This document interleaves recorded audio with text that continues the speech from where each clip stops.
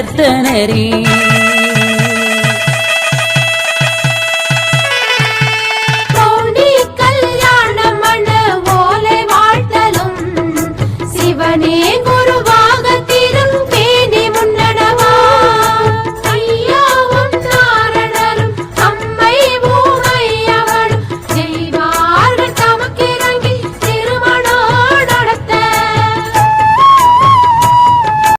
Hi மக்களே, இன்பமோ துன்பமோ லாபமோ நஷ்டமோ எல்லாமே எங்கள் ஐயா வைகுண்டர் தான் எனக்கு.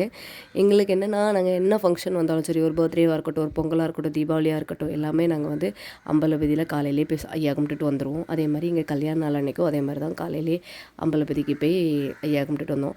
எங்களுக்கு வந்து கல்யாணமே அம்பலபதியில் தான் நடந்துச்சு. அப்புறம் ஐயாவை நல்லா கும்பிட்டுட்டு நாங்கள் ஒரு செல்ஃபி எடுத்துகிட்டு அப்படியே அம்பலபதி பக்கத்தில் ஒரு டீ கடை இருக்குது, அங்கே டீலாம் குடிச்சிட்டு அப்படியே வீட்டுக்கு வந்துட்டோம்.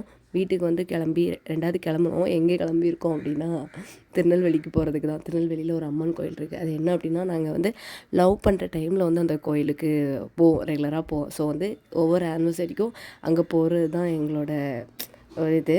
என்ன கோயில் அப்படின்னா, பேராத்து செல்வி அம்மன் அம்மாள் அப்படிங்கிற ஒரு கோயில்.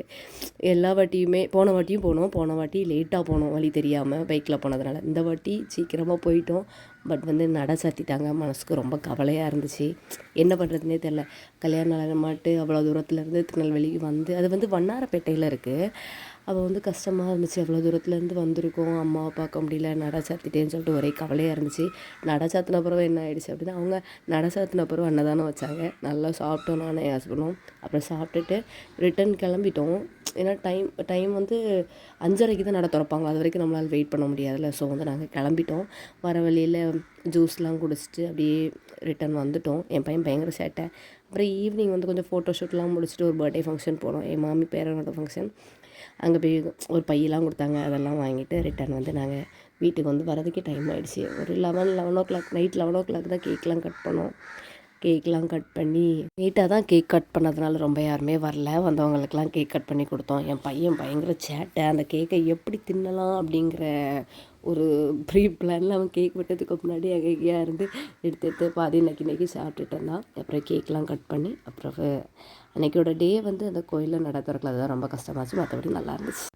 பாய் பாய் மக்களே. see you on the next vlog. மறக்காமல் லைக் பண்ணுங்கள், ஷேர் பண்ணுங்கள், சப்ஸ்கிரைப் பண்ணுங்கள். பாய் டாடா.